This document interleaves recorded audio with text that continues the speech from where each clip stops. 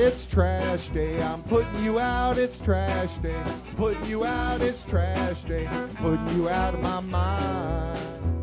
It's trash day, I'm putting you out, it's trash day. I'm putting you out, trash day. I'm putting you out of my mind. Now I'm gonna clean up, now I'm gonna clean up, now I'm gonna clean up the house. I'm taking all your garbage, taking all your garbage, taking all your garbage. It starts with some beer, so you shouldn't have fear. Two garbage guys with facts, but they both still have tact. It's that time at last for the best damn podcast. It's Can Crusher Day! And welcome to another edition of Can Crusher Spotlight. I'm your host, Mark Martinez. And guys, I had another great interview. These spotlights bring interview after interview after interview, and they're great, each and every one of them. If you're only listening to one thing brought to you by Can Crushers, I hope it is the interviews, because we get to dive into, talents' lives. They're in-ring, they're out-of-ring, and just everything, and these are so much fun. From OVW to IWC to Asylum to Rise to who the hell knows where it's going to go, Legends. So this week, we have the Heir Apparent Chris LeRusso. And this interview was fun. We talked about this week's Super Indy card for IWC.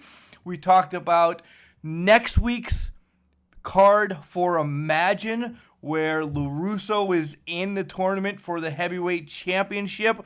We talked about some of his past. We talked about what he might be doing in the future. But just take everything in that he has to say. 16 years in the business, now a trainer. He's trained some of the greats, and he's worked with some of the greats as well. Guys, I hope you enjoy this interview. Coming up right after our sponsor, Collar and Elbow. Wrestling. A love and a passion we all share.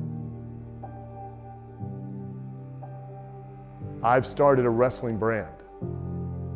The wrestling brand. A brand founded on the aspects of wrestling. Two entities working together to create a product that connect emotionally for people everywhere. Collar and Elbow is the brand. Passion and love for wrestling is the drive. I am Al Snow, and this is Collar and Elbow, the wrestling brand.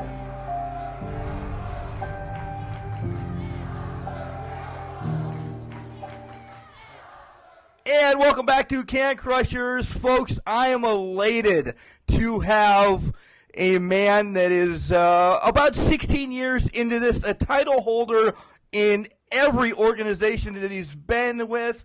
It is the Heir Apparent Chris LeRusso. Chris, welcome to Can Crushers. Hey, thank you for having me. No problem. Chris, what we do is kind of do a quick synopsis of your career and then talk about where you've been, which is everywhere. PCW, NWA, ROH. I mean, the list goes on. Yeah, I've been pretty lucky. I've had quite an adventure in my 16 years so far. Had the opportunity to work with Ring of Honor, Top Prospects tournament a couple years ago. I've had the opportunity to work all over the United States, and it's kind of interesting that now I'm at spent 16 years, and somehow I ended up back in Altoona. I'm weird how that happened, but it's been a blast, and I'm excited with what the rest of the summer holds. It seems like it's going to be a probably one of the biggest runs I've had, at least if you want to count like the previous 3 and next 5 weeks. It's going to be a pretty exciting summer. Yeah, you have been busy prior. You're actually at a venue tonight as you're at WrestleRex, correct? Yes, I will be down at WrestleRex at the Rex Theater in south side of Pittsburgh, Pennsylvania. and should be an amazing show that's being held there tonight. Sam Adonis, Facade, Super Crazy, a lot of great wrestlers, and WrestleRec seems to be bringing a lot more of a lucha libre vibe to the Pittsburgh independent scene, which really hasn't had too much of a lucha libre influence. I mean, we've had stars come over from Europe and from Japan and from the American independent scene, but very, very few luchadors have made their way up, and it looks like WrestleRex is starting to change that. So I'm really excited about about the show tonight. Yeah, we were at the first one, and it kind of caught us off guard that how much involved the fans really are at it. So it's thrilling. I think Pentagon landed on somebody in a wheelchair in the front row. So yeah, the fans got really involved. Yeah, really involved. So what we're here to talk about is the next 2 weekends of wrestling. Super Indy is coming up this Saturday. And you were not involved in it because you lost to Britt Baker in your qualifying match. But I'll give credit where credit is due. Britt put up one hell of a fight. I may have taken her a little bit lightly, and I will say that as hard as it is to swallow my pride from time to time, it is great to see that we are going to have our first ever female entrant into the Super Indy tournament. And 18 years, this is the first woman to qualify and first woman to have a chance to win it. Yeah, but you were not off the card, as you have one hell of a match between one of your most heated rivals, Andrew Palace, and then you're throwing in AEW's Christopher Daniels as well. Like, hello. Yeah, it should be that was one of those match announcements that really caught me off guard when I first saw, because I was aware that IWC was looking at bringing in Christopher Daniels. I was aware that the talks were underway, but when I heard that, I thought that it would be in the tournament, and I think that a lot of people were kind of surprised to see that Christopher Daniels will be at Super Indy but not participating in the tournament. And he had mentioned he did an interview for Mark Madden, who's a radio host here in Pittsburgh, and he had mentioned that in his eyes, Super Indy was an opportunity for rising stars to make their name, an opportunity to make a name for themselves, and he felt that entering the tournament at this stage in his career would be taking a spot from an up and coming star. So I got to give a lot of respect to Christopher Daniels for not only thinking about himself, but thinking about the future, but still being a part of the show. And so I got to give a lot of respect to the ring general. Yeah, Christopher's had his chance. He was in the very first one. Yes, he was. Former Super Indy champion in his own right. Correct. As you also had your chances, you were a two-time Super Indy champ, so you as well stepped back this year as well, right? Well, I mean, I would have loved to have been in Super Indy this year. I think I still do have a little bit to prove in the tournament. I've been in twice, and they were both amazing experiences. I got the chance to wrestle Jonathan Gresham in the semifinals 2 years ago.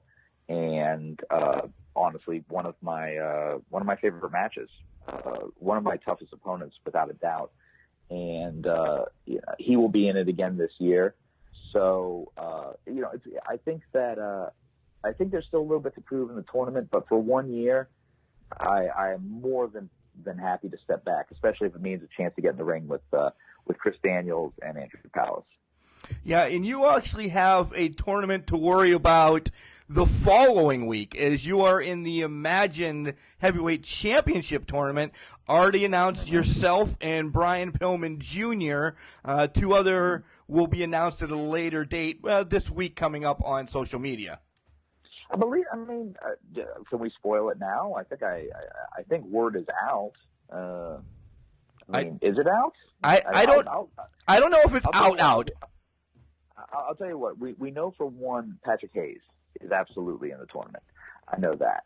And so that's 3. If the 4th has not yet been announced, I'll bite my tongue, but I will say that the fans of Altoona will not be disappointed.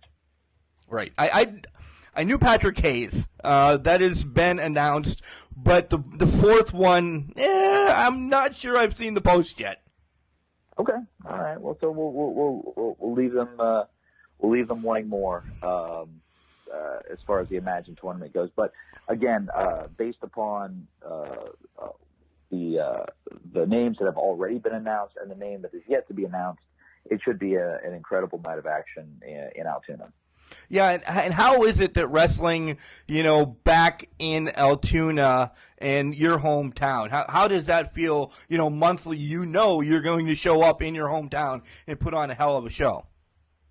It was something I was talking to a friend of mine about, is that, did I see it as a step back? And quite frankly, no. I do not see it as looking into the past, because when I began my career in Altoona, I don't think I had a very good idea of who I was as a wrestler. I didn't have a good idea of what exactly it meant to be a professional wrestler, what the sport required, what the sport entailed, and I don't think I gave Altoona my best effort. And part of that is ignorance, and part of that is youth. But I'm now glad that here, as I'm into the I won't say the twilight of my career, but as I'm now 15 plus years in, I'm a lot more confident. I have a lot better idea of who I am. I have a lot better idea of what I can do, and now I can perform in my hometown and really give them a show that I think that I'm very proud of, and that I think that the office at Imagine can be proud of as well. Yeah, Imagine is changing the culture pretty much in Altoona. The way that the shows are produced, looking at it from the communications nerd, the way that they're produced and set up and everything, it's top of the line, Chris. It really is. I mean, yeah, I have no doubt, and I'm hoping that last 2 times we've been to Imagine, I think they packed that building. I'm hoping that we do it again. That we do it again next week. I think that there's nowhere to go but up. We're starting to work out the kinks as far as production goes, and we're starting to work out the kinks as far as getting the roster set. So now I think there's nowhere to go but up, and I think the shows are only going to get better. I think that we're only going to be able to put out a better product, and no better time to start than June 22nd.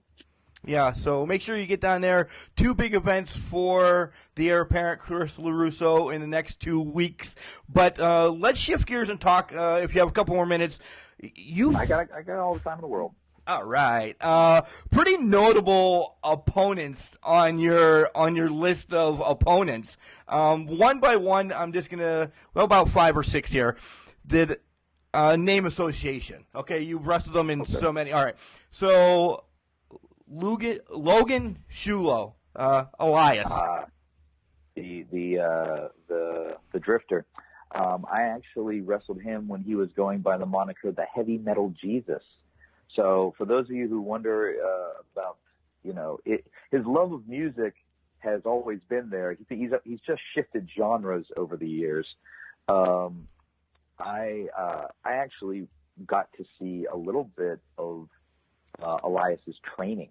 He was a student of Shirley Doe here in Pittsburgh, and one of the things that kind of surprised me was when I first met him, I didn't realize how big he was. He was wearing an oversized T-shirt, and he was very quiet. And I remember thinking, he just sort of blended into the group of trainees. And then he took his shirt off, and I realized, oh my God, this guy's gigantic. Why is he hiding this? And to see him, evolve from that trainee into Logan Shulo, who then I got the opportunity to wrestle, and then to see him evolve into Elias is really something special. And I think that the fans will really be surprised that I don't think we've seen his best yet. He's really, really got a lot to give the wrestling world, and the guitar and the concert is only just the beginning. I think we will see a lot more from him in the coming years. Yeah, we came in, Can Crushers, before even Can Crushers, came in at the tail end of the IWC Logan, and now he has just evolved into something completely different. You're exactly right. How about Tommaso Ciampa? My match with Tommaso Ciampa lasted exactly 96 seconds. I was actually, I'm not sure if, I might be wrong about this, but I'm pretty sure I was his first match back from a major knee surgery. And I remember and Tommaso Ciampa was actually my first match at Ring of Honor. And I remember being so nervous. It was Richmond, Virginia, I want to say. Yes. That sounds, oh, thank you very much. It sounds, yeah, I was about to say Richmond, Virginia. And I remember just being petrified that this was going to be my Ring of Honor debut, and that it was going to be Tommaso's first match back from injury. So I knew he was, he was amped up. But I will say that, after the match, after I got my wits back about me, he could not have been a nicer guy, and he could not have been more accommodating. I know that this is going to break a couple hearts, but the Black Heart is actually one of the best guys I know in professional wrestling, and it sucks to see him out with a neck injury, especially when it looked like the world was finally going to get to see what this guy could do, and I just I can't wait to see him back, and he will be back. I have absolutely no doubt about that we have not seen the last of Tommaso Ciampa. Yeah, he's somebody, I don't know him like you do or at all. He's somebody that you just can see the desire and drive in his face during matches that he just continues wanting to get better. Yeah. So Cheeseburger. Absolutely. One of my favorite opponents, to be quite frank. I've known Cheeseburger for a long time. This is a guy who everybody in the world said not a chance, no possible way. This guy will never have a match. This guy will never have just because they're judging a book by its cover. This man has more passion and more drive and more heart than guys, 4 times his size. It's a guy who just, worked his ass off to get an opportunity. And then every single time he was given an opportunity, made the most of it. I actually have a funny story about Cheeseburger. And I was in the car with him going to it was a final battle. I can't remember the year, but we were riding together from Philadelphia to New York City, and as we were driving through New York, we drove past Madison Square Garden, and I remember I just in passing asked him, "Is like, do you think you'll ever wrestle there someday?" And he goes, "I hope so." And it was one of these real little innocuous comments that that stayed in my mind. And then earlier this year, Cheeseburger made that happen when at the G1 Supercard. Yeah. And it was one of those little moments that just stuck in my mind, and to see him go from driving the truck to MSG, and again, he's another guy who I don't think we've seen the last of. I think he's still got a couple surprises for us. Keep your eye on old Cheeseburger. Yeah, Cheeseburger, a great guy as well. Somebody that all fans just want to cling on to. He can't do anything wrong. He can't. Absolutely not. Okay, 3 more. Andrew Sure, go Palace. ahead. Andrew Palace.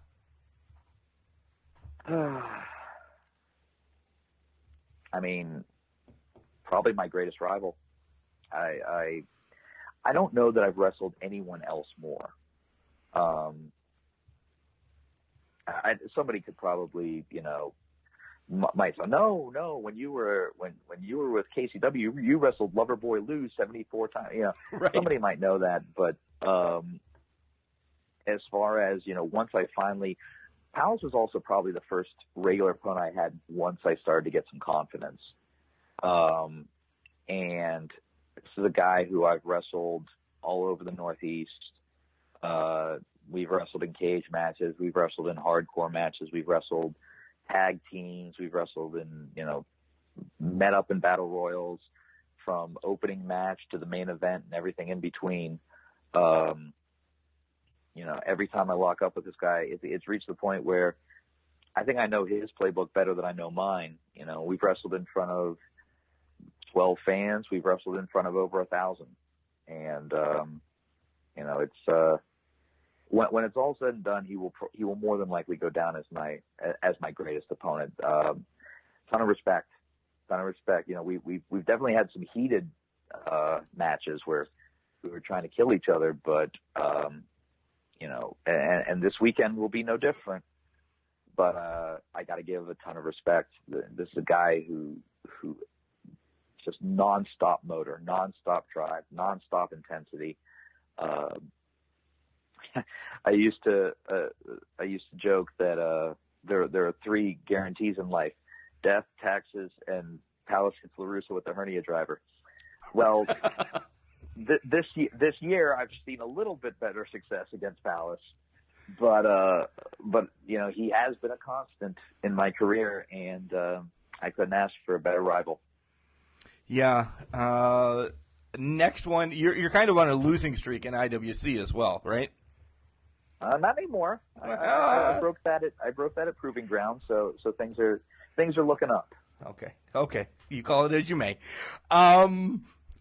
Justin LaBar. Man, LaBar was somebody who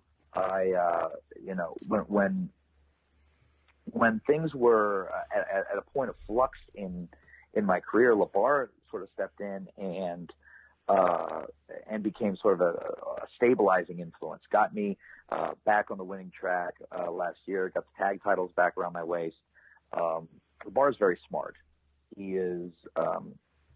He's somebody who has a very keen eye for talent and a very keen eye for people who are on the rise and on the up. I mean, he realized Wardlow was going to be a big deal way before anyone else, way before I realized that Wardlow was going to be a big deal. LaBar realized Wardlow was going to be a big deal. LaBar realizes that Katie Arquette is going to be a big deal, and you can see that he's sort of putting his energy into her now these days.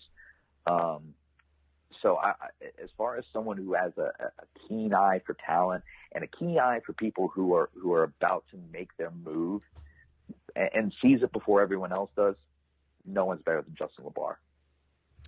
And finally, for this word association, and this one I want to stay with a little bit longer, the Guardians of the Independent Circuit.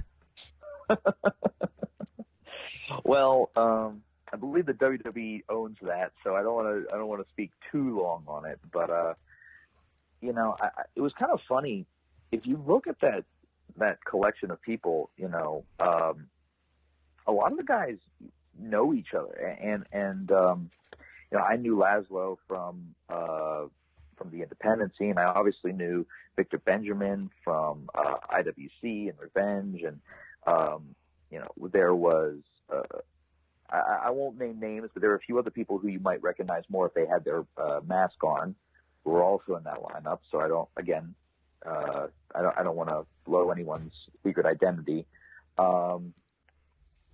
Gary Gandy, who I will be wrestling at Route 33 Wrestling on June 29th, which is down in Spencer, West Virginia. That's actually another title match that's coming up here in the future. So he was also in the Guardians of the Independent scene.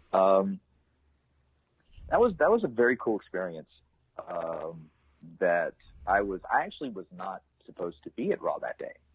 I received a call the day of, and they asked if I was available, and thankfully my 9-to-5 job was willing to make me available, and got the opportunity to do something I've always wanted to do, and step out onto the stage at Monday Night Raw. It was the energy in that building is something that I will never ever forget, and obviously to share that moment with Triple H and Batista, two legends, two Hall of Famers, it was an honor. Did you get to pick the brain of either one of those or anybody backstage? I did not get the opportunity to spend a lot of time with. I mean, obviously, Batista was very busy. I believe he was in the middle of. If he wasn't filming, I believe he was in the middle of promoting. Maybe it was Avengers Endgame or something. I know that his schedule was incredibly busy, and obviously Triple H is incredibly busy because he's helping to run the whole show. But a couple of people who I did get to run into. One, I got to run into Elias backstage, and I haven't seen him since he became Elias, so that was cool to kind of catch up with him. Ran into Corey Graves, who I'm not sure if you're aware of this, but Corey had a huge run in the Pittsburgh independent scene as Sterling James Keenan. Yes, we are. So I got I got to catch up with him, and it was funny as he was walking the hallway. I said, "Hey, SJK," and he turned around immediately because I don't think he's heard that in a minute. Maybe he's heard it from some of the guys who know him from that era, but we caught up a little bit. Trying to think, Steve Carino, who I've known Steve since the Ring of Honor days, and Steve's been a mentor and a great friend for years. So I got to talk with him a little bit, and I got to catch up with Kurt Angle, who was training for his final match with IWC at that time, and so I got to run into him again and catch up a little bit. I believe that was his final match in Pittsburgh that night. It was. So that was a really special moment to be a part of and to see that. So that was very cool. Yeah, my son actually spotted you on TV before I did, and he's like, "Oh my God," because my son loves you so much, Chris. He was like, "Oh my God, LeRusso's on TV." I'm joking, by the way. He's like, "LeRusso's on TV." I'm like, "Oh my God, that's awesome!" I love when you guys are on Raw and everything. So, my phone did blow up pretty quickly. I was kind of surprised with how, because I didn't see the camera shot, so I didn't know if my face got on TV at all. And then I got home and saw the replay, and I was like, "Oh, I actually got a fair amount of camera time. That's pretty cool." Yeah, congratulations for that, by the way. Well, thank you very much. It was an honor to be a part of it. So you talked about training as well with Kurt Angle, training with IWC for his last match. You are IWC's trainer. Talk about that a little bit. One of the things I've actually found that I enjoy the most at this point in my career is working as a trainer, is working as somebody who's kind of helping the next generation cut their teeth and to take their first steps in the wrestling business. And I've been the trainer now for a couple of years, and I'm very proud of all the talent that has come through, because to watch them sort of develop and grow and evolve from when they first started to where they are today is really, really very special. And it's very cool to see. It's very cool to see talent that either struggled with confidence or struggled with their athleticism or struggled with, any of the struggles that you go through in the training process, not only overcome those, but then, go beyond what they thought possible. It's really, really very cool. And I'm very proud of, and I'm very proud to see so many of my students on shows around the area. You see guys that are working with, and in fact, a couple of them are at Imagine in 2 weeks. So, that'll be very cool to see them at IWC, to see them at Revenge, to see them at Black Diamond, Rise, Premiere. All these companies is really very cool. Yeah, and that's a notch in your belt, for them going out, yes, promoting themselves to get on the show, but that's just saying, look, I have Chris LeRusso behind me, pushing me as well, right? I mean, I don't want to take any. I always tell these guys that, they do the hard part, because really they do to be receptive to teaching, to be receptive to change your lifestyle. That's the hard part on them. My part is actually probably the fun part, where I get to talk shop. I get to talk about wrestling, which I love, and I get to talk about the technique behind it, the psychology behind it. So the teaching part to me is the fun part. The teaching part is the part that is easy. At this point, it's a lot easier than performing is. So when they then take that and are willing to listen and are willing to evolve, that's on them. And so many people have taken it and just taken the ball and run with it. I'm very, very, very proud of what they've accomplished and what they will continue to accomplish, because I think some of them have a real shot. Time will tell, but we'll see what the future holds. Yeah, I would agree. Your last two crops coming out are pretty damn amazing, Chris. They really are. So kudos to you. So what kind of advice do you give them, though? Just they're coming to class number 1. What's the first thing you say? Hey, kid, suck it up, or what do you tell them? I've actually. It's kind of interesting that you bring that up, because I think there are different philosophies. I was talking with a couple of other coaches in the Pittsburgh area. We were just talking about philosophy and where you go. And this idea that you have to, like, toughen them up and be that. It's like, my philosophy is this is tough enough. Like, no pun intended. Thanks. But the sport and the industry is difficult enough without somebody, making it tougher.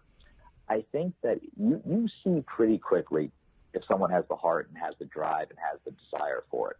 And you don't need me to tell you to do 300 push-ups to see that. I'll see it whether, when you show up at Ring Crew. I'll see it when you're willing to put in those long hours. I'll see it when you're willing to put in the long road trips. I'll see it when you're willing to do the grunt work, the unsexy work. And that's really where I think you see, and you also see it, are they willing to put in the time themselves? Are they willing to go to the gym? Are they willing to change their lifestyle and their eating habits and stuff? Because I only see them a few days a week. I can't hold their hand.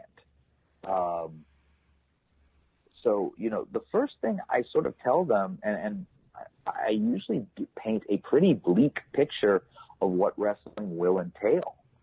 And I tell them, like, look, this is not going to be, this is not a rainbow that at the end of it is a WrestleMania match, a pot of gold, and a Bella twin. If that's what you're in this business for, let me save you some time and say, get out, before you end up disappointed or injured. This will require a lot of your time. This will require a lot of your energy. This will require a lot of your investment, both financial, and emotionally. And just be ready for that. If you're ready for it, then we can start.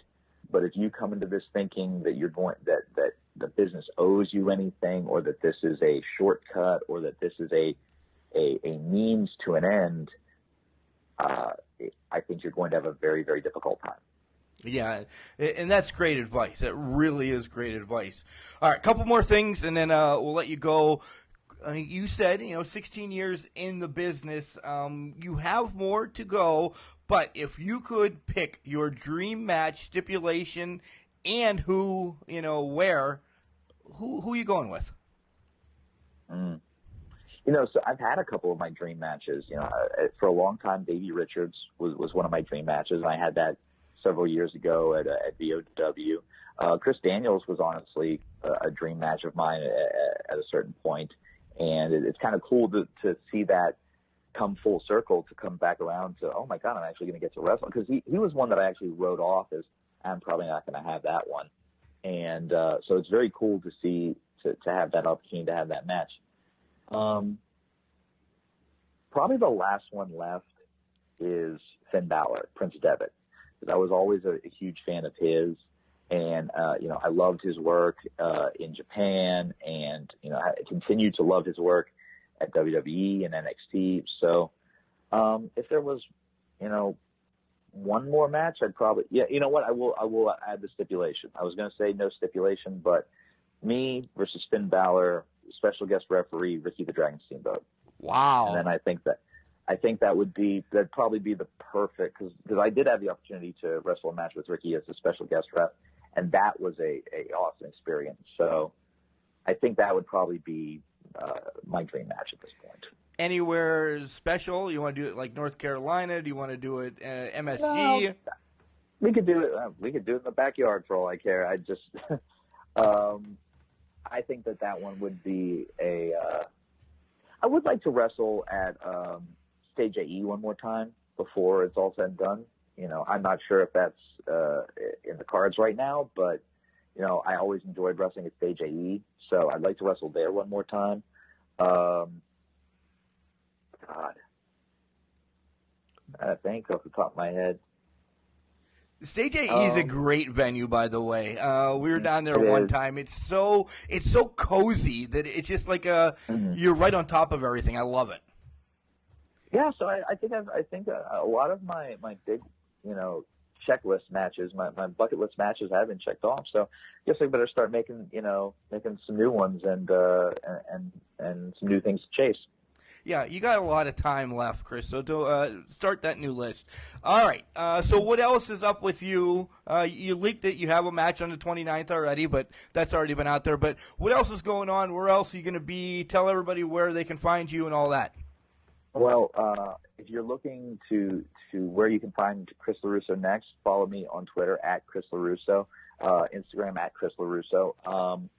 As of right now, you will see me at Real Shoot Wrestling on Friday, Super Indy on Saturday. That would be the Friday the 14th. Saturday the 15th is Super Indy, Elizabeth, Pennsylvania, IWC.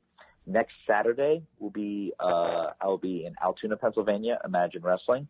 After that, Route 33 Wrestling, Spencer, West Virginia. Now I have to bring up my calendar. You're putting me on the spot. That's the 29th. The 29th. The 29th is in Spencer, West Virginia. June 6th, I will be. I don't have the cities here, but I'm wrestling at Black Diamond and Real Shoot Wrestling on July 6th. July 13th, we are back with IWC's Threat Level Midnight. And I think that is the time that Jock Sampson has gotten us some tag team title matches. I don't know if that's, the ink's dry on the contract yet, but myself and Jock, I think if it's the main event or if it's the Lethal Enforcers, whoever walks out of Super Indy with the tag belts, me and Jock will be waiting. And then July 20th after that, I believe is Imagine Wrestling in Johnstown, Pennsylvania.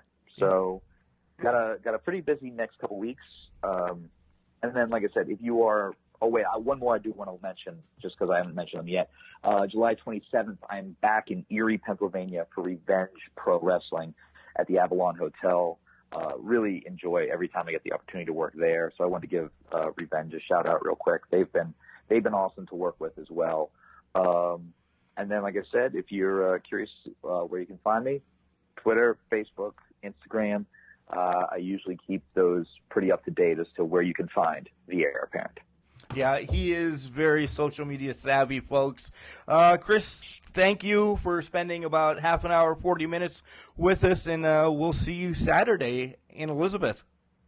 See you Saturday in Elizabeth. See you next Saturday in Altoona. Thank you very much for letting me bend your ear. Hope this wasn't too long and too boring. And I will sign off by saying the same thing I'll say to everyone else. Bow down to the Heir Apparent. I know you can't see it, but I legit am bowing down. Chris LeRusso, thank you for a wonderful interview. Oh, man, he has done so many cool things, wrestled so many cool people, has trained some. If you don't know who he's trained, get on IWC's website and just look at that. Look at Imagine as he's doing some there. LeRusso's got a big part in Western Pennsylvania wrestling. So a lot of the future talent, he doesn't want to say this, but I will, is going to be because of him. There's going to have, a footprint of Chris LeRusso involved in the talent across Western Pennsylvania, and who the hell knows where they're going to go from there. A little side note, right after the interview, I checked it out, and LeRusso is right. Mark's an idiot. I'll take that as a grain of salt. He'll get on my case tomorrow night at Super Indy. But the fourth person has been announced for Imagine Pro Wrestling's tournament, and it's Gory. Guys, when I saw that, I was like, holy hell. Gory for Imagine Pro Wrestling. So, now in the tournament for Imagine Pro Wrestling's Heavyweight Championship is Brian Pillman Jr., Chris LeRusso, Patrick Hayes, and Gory. Yeah, if you're not going to be there, you're a fool. I'm going to try changing some stuff around, send the misses, and I'm going to go. I have to go. Gory puts it over the edge. LeRusso is the hometown favorite. You're bringing in the star of Brian Pillman Jr. Holy hell. Imagine Pro Wrestling blowing stuff up. But that's next week. This week, tomorrow night, in Elizabeth, IWC Super Indy 18. Britt Baker, we're pulling for you. Chris LeRusso, you got your hands full with Andy Palace and Christopher Daniels. Guys, if you can't be in Elizabeth tomorrow, sign up for iPay-per-view. You can do all of that at iwcwrestling.com. And remember, just because you're trash doesn't mean you can't do great things. It's called a garbage can, not a garbage cannot. See you with Super Indy Recap Sunday. This is the Heir Apparent Chris LeRusso, and you're listening to the Can Crushers Podcast.